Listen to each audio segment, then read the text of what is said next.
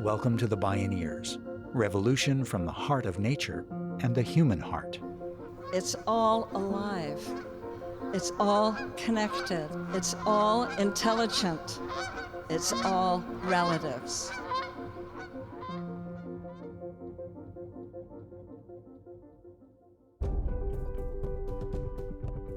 People told us we were crazy when we started the Native Youth Movement. When we started the tar sands campaign, and they told us they were going to build all the pipelines they wanted to build. And you know what? We've been knocking those pipelines down one after the other.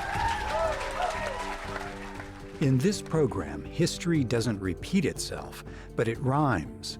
Since the historic Indigenous occupation of Alcatraz Island in 1969, the uprising has reverberated across generations of Indigenous resistance.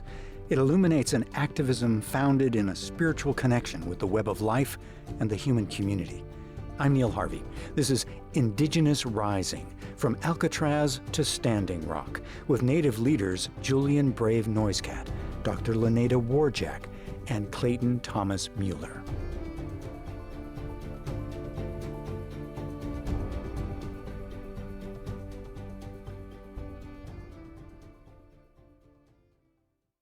Wade Quahuidup, Julian Brave NoiseCat when squext.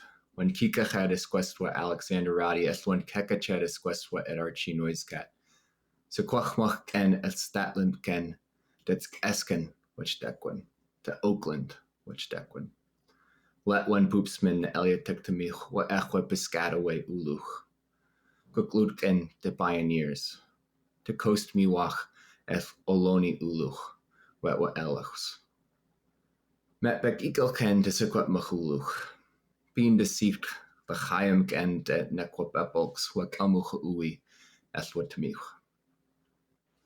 I chose to begin my keynote in my language tonight because I wanted to show you that in our words and in our very being, Indigenous peoples are refusing to be annihilated. Julian Brave NoiseCat is a polymath whose work spans journalism, public policy, research, art, activism, and advocacy. He serves as director of green strategy at the think tank Data for Progress, as well as narrative change director for the Natural History Museum Artist and Activist Collective. In 2021, he was named in Time magazine's 100 Next list of emerging leaders. A member of the Canham Lake band Cheskin in British Columbia, he grew up in Oakland, California. Julian Brave NoiseCat spoke at a virtual Bioneers conference. In Secwepmuchchin, I said who I am in relation to my kin, to my community, and to the places I come from, because those things matter, not just to Indians, but to all people. At this dire juncture, with a concentration of carbon dioxide in the atmosphere climbing to levels not seen in 3.6 million years, we all need to remember who we are, how we are related, where we come from, and how the other than human world to which we are also related gives us life. The next thing I did when I introduced myself in my language was I put myself in relation to my family and my people. I think it's important to remember that we are not alone, that we have relatives, that we are in fact all related and not just us humans. The other than human world shares some of our DNA too.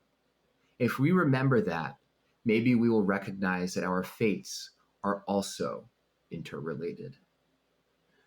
Over the last 5 years, my father and I have participated in the tribal canoe journey. It's an annual Indigenous gathering on the West Coast where tribal people, organized into what are called canoe families, get in their ocean-going vessels and paddle for days and even weeks across the seas. At the end of those voyages, we converge on a single community for a week-long celebration of food, gifts, speeches, dances, and songs. My father wasn't around for most of my childhood. He was struggling with alcoholism and the demons inherited from St. Joseph's mission and the cycles of poverty, dysfunction, and abuse it unleashed on Canham Lake. But the canoe journeys have brought us back together, and they helped us recognize the importance of family. You see, the beautiful thing about the canoe is that it quickly teaches you that if you want to go anywhere, You need other people. You need a family. You need to go together. And in 2019, we were inspired to bring the canoe journey to Alcatraz Island. That year marked the 50th anniversary of the Alcatraz occupation, a 19-month protest for Indigenous self-determination, sovereignty, and treaty rights. I need you to understand how important the Alcatraz occupation was to Indigenous peoples. It's like our version of the Montgomery bus boycott.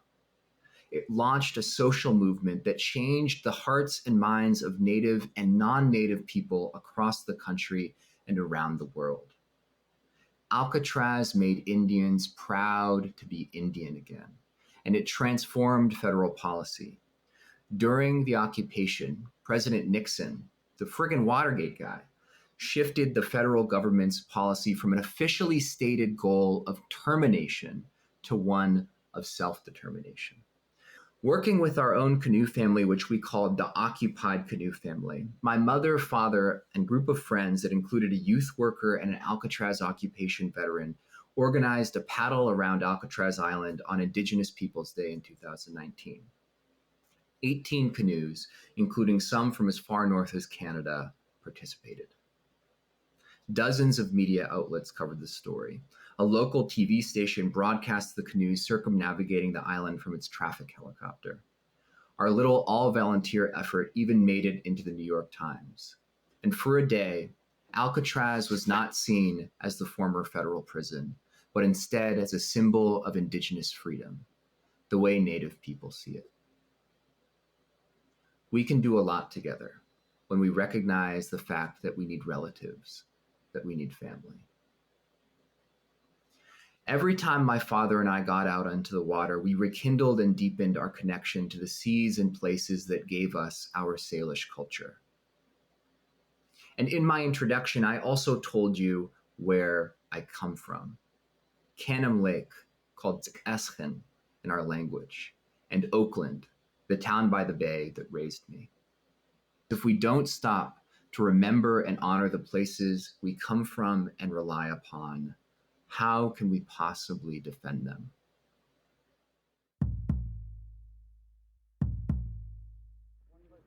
We, the Native Americans, reclaimed this land known as Alcatraz Island in the name of all American Indians by right of discovery. We wish to be fair and honorable in our dealings with the Caucasian inhabitants of this land, and hereby offer the following treaty. We will purchase said Alcatraz Island for $24 in glass beads and red cloth, a precedent set by the white man's purchase of a similar island about 300 years ago. That was Richard Oakes, a Mohawk Native American activist and one of the leaders of the Alcatraz occupation. He famously proclaimed that Alcatraz is not an island, it's an idea. The idea was that when you came into New York Harbor, you'd be greeted by the Statue of Liberty. But when you came through the Golden Gate, you'd encounter Alcatraz, a former federal prison reclaimed by Indians of all tribes as a symbol of their rights, their pride, and their freedom. It's possible, says Julian NoiseCat, to draw a direct line from Alcatraz to Standing Rock and countless other subsequent acts of Indigenous resistance. That seminal moment of organized action by Indigenous elders changed history. One of those elders is Dr. LaNada Warjack. She's an enrolled member of the Shoshone-Bannock tribes of the Fort Hall Indian Reservation in Idaho. She participated in the occupation and spoke about it at a Bioneers Indigeneity Forum. We didn't have any cell phones in those days. I don't know how we did anything, but but we got on the phone and called all of our departments throughout the state of California, and all the Native American students came, so we had our kind of like an instant organization to take over Alcatraz, which we did. And it became a 19-month occupation. And I keep track of how many months it was because there were 19 Hopis that were imprisoned on Alcatraz during the late 1800s, and that's where they kept all the war leaders for the last Indian wars in the West. The Apache, the Shoshone Nation were having all their wars, the Paiutes, the Bannocks. And the last Indian war in the Northwest was the Bannock Indian War in 1880. So all of our leaders were taken to Alcatraz as well. So we have a little bit of history, from our ancestors there as well. A lot of prayers have been spoken out there because the 19 Hopi leaders were religious leaders, very powerful medicine people that were out there for that time, and they must have really put together a lot of prayers. Unfortunately, the leader we picked, Richard Oakes, his daughter got into an accident and she was killed. So he and his family left the island. They were there for about 6 weeks. So we were left with the rest of the occupation. We organized the Bay Area Native American Council, which were all the Native organizations across the Bay. And they came and supported us and met with us every time we negotiated with the federal government. Because they said we were young and militant and we didn't have the support of the older adult community. And we showed them that we did have the support and told them we're not militant, we're nonviolent, but we are young. I mean, that was our only sin at the time.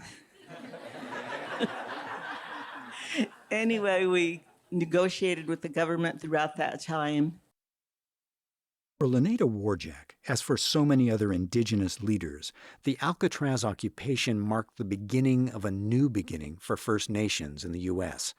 The ferment of the 1960s brewed up an Indigenous rights movement and cultural revolution that would wash over countless arenas of society. I was sent to San Francisco on the Bureau of Indian Affairs relocation program when I was 18. And I got involved in community development in the Mission District where a lot of us lived. And the Blacks had a program where they were sending their youth to UC Berkeley, so I asked them if they could send me too. And they did. So I was the first Native American student at UC Berkeley.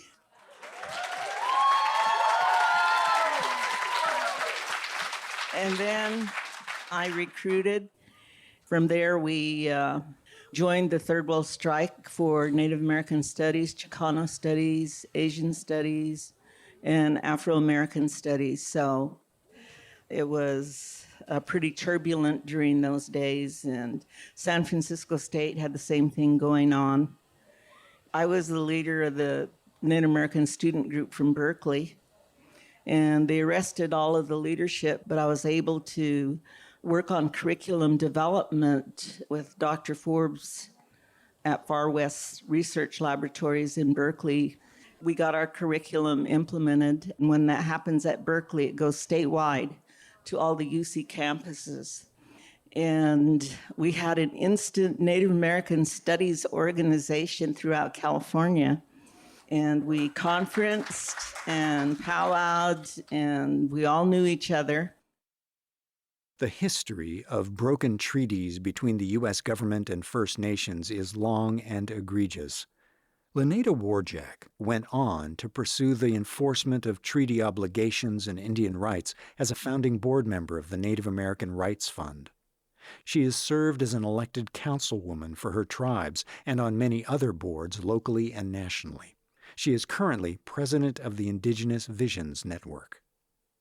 But broken treaties were only one crime in a blood-stained 500-year campaign of genocide and cultural erasure. Despite impossible odds, First Peoples have endured and kept the faith. During the time that the laws were preventing us from practicing our ceremonies in open or speaking our languages, because that was all illegal. Government passed legislation to make that illegal. But we still maintained our ceremonies and tried to keep our languages and still follow our natural ways. That's why it's all our responsibility to maintain those prayers and those songs and those ceremonies, because it helps balance all land and life. And without that, we don't have anything. then we experience all these problems like we're going through now. And that's why I really like to go out to Alcatraz for sunrise ceremony, because what you're doing there is you're impacting the world when you go to the sunrise, because on those first rays of light that come through, and you're saying your prayers or you're singing your songs, and it's coming out as sound, and it travels on those light rays all the way back to the sun, and then it comes back again.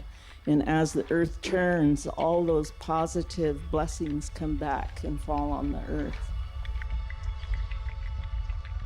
LaNada Warjack illuminates a deeper indigenous cosmology grounded in an earth-honoring spirituality. That spiritual foundation has continued to hold the center of contemporary indigenous rights and resistance movements. At the same time, indigenous leadership has increasingly held the center in the global multicultural social movements to sustain the web of life and bring equity into a broken world. When we return, Canadian Indigenous rights and climate action leader Clayton Thomas-Müller takes the long view of intergenerational leadership and the restoration of the sacred. I'm Neil Harvey. You're listening to the Bioneers. This is Indigenous Rising, from Alcatraz to Standing Rock.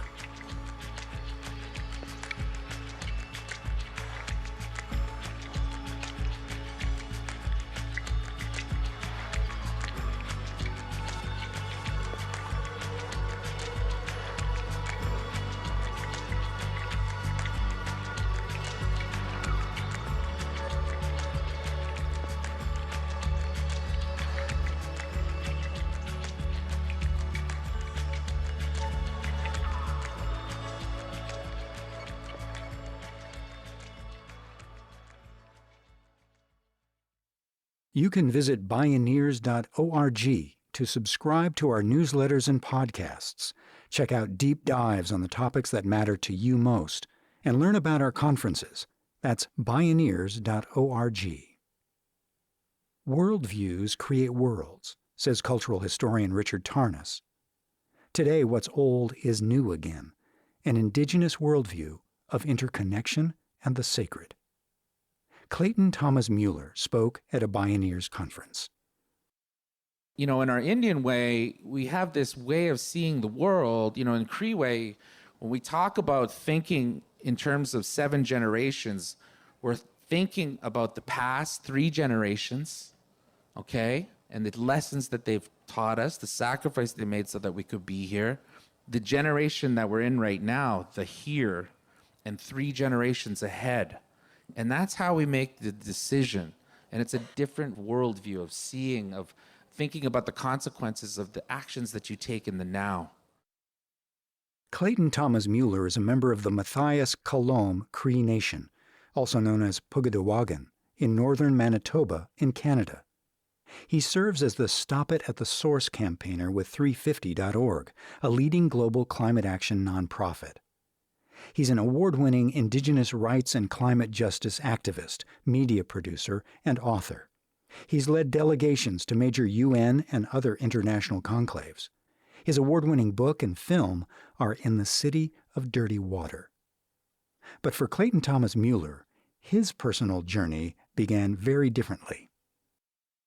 I started off my career as an organizer in my home city in Winnipeg in Canada. It's about 6 hours north of Standing Rock, just across the U.S.-Canada medicine line.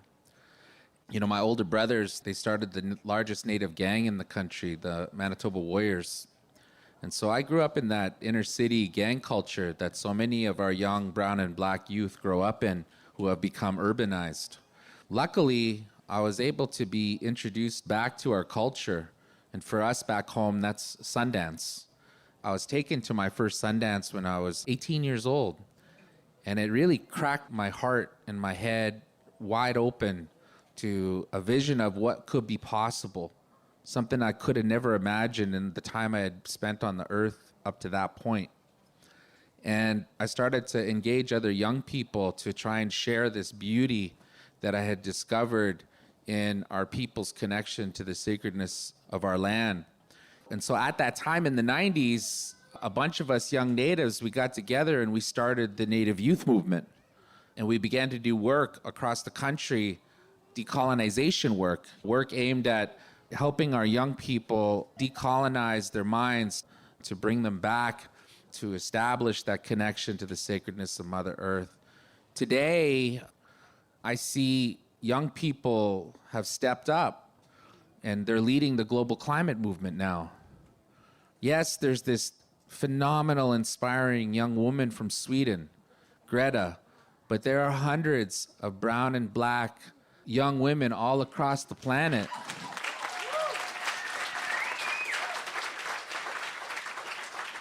that have been leading. And I think what is inspiring about this moment right now on a global scale is that when you look back at social movement history here in the United States, what they call the USA, the civil rights movement, the movement to end racial segregation, racial apartheid in this country, it wasn't until they brought the children out to the front line that those racist police stopped busting heads. Because even the most conservative of conservative here in the USA knew that you couldn't bust kids' heads open on camera. I'm serious. And they shifted the Overton window in that moment of what could be possible. In late September 2019, the largest climate strikes in history rocked the world, with 150 countries taking part in 4,500 locations. 350.org reported that over 7.5 million people participated in what was known as Global Week for Future. Canada had some of the highest numbers. For Clayton Thomas-Müller, it got very personal. We put 900,000 people on the streets.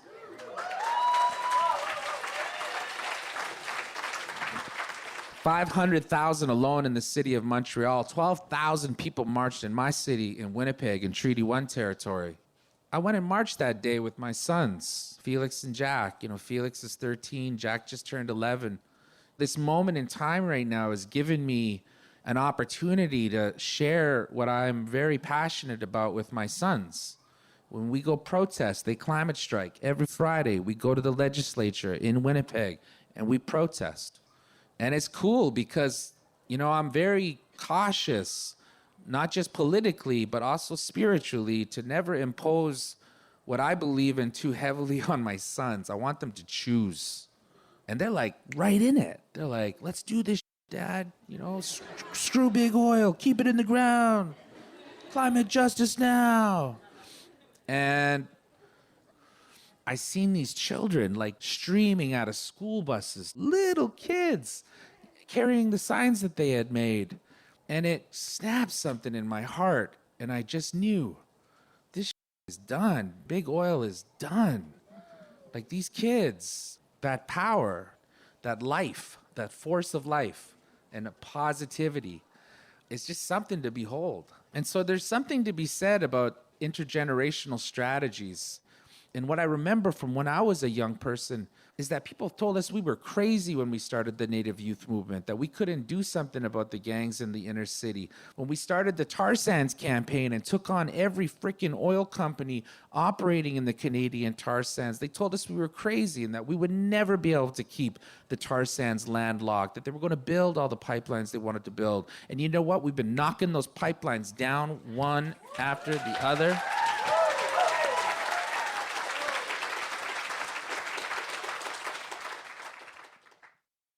Just 3 years earlier, in 2016, history had rhymed yet again with a surge of Indigenous resistance in an obscure Indigenous community in North Dakota called Standing Rock. What began as a grassroots protest against the Dakota Access Pipeline became an iconic marker in the struggle for Indigenous rights and social and environmental justice. The pipeline endangered the safety not only of the community's water, but of the region's 17 million people. It further threatened the community's ancient burial grounds and precious cultural sites. The campaign was initially catalyzed by Native youth from Standing Rock and surrounding Native communities. It soon spread to adults who organized a water protectors camp as a locus of direct action. The No Dapple hashtag blew up on social media, and the camps were soon teeming with native and non-native water protectors from around the nation and the world. Like Alcatraz, Standing Rock became an idea. Again, it changed history. Standing Rock was the largest gathering of Indigenous peoples since pre-colonialism.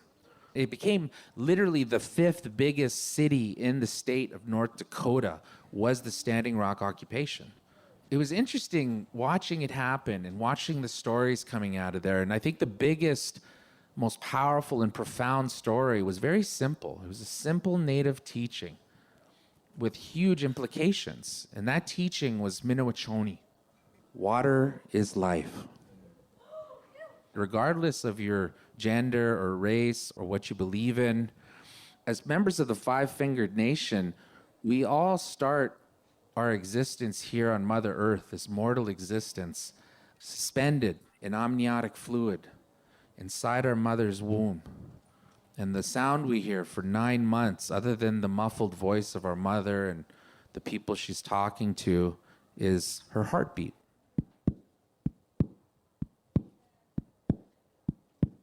And that's very sacred. That's your shared experience. And what Standing Rock and the people of Standing Rock and all their supporters who came there to stop that Dapple pipeline from threatening their water source, the Missouri River, they gave the world a teaching about our way of seeing the world. And that teaching was Minowachoni. And so there's a spiritual dimension that comes with Native activism that I think humanity needs if we're going to solve the global climate crisis.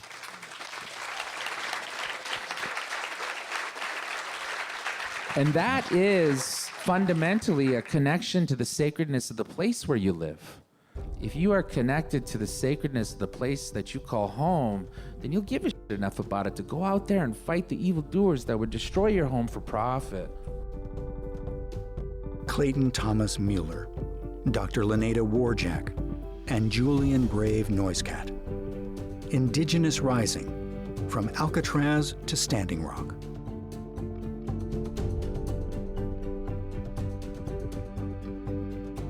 Executive producer Kenny Ausubel, written by Kenny Ausubel.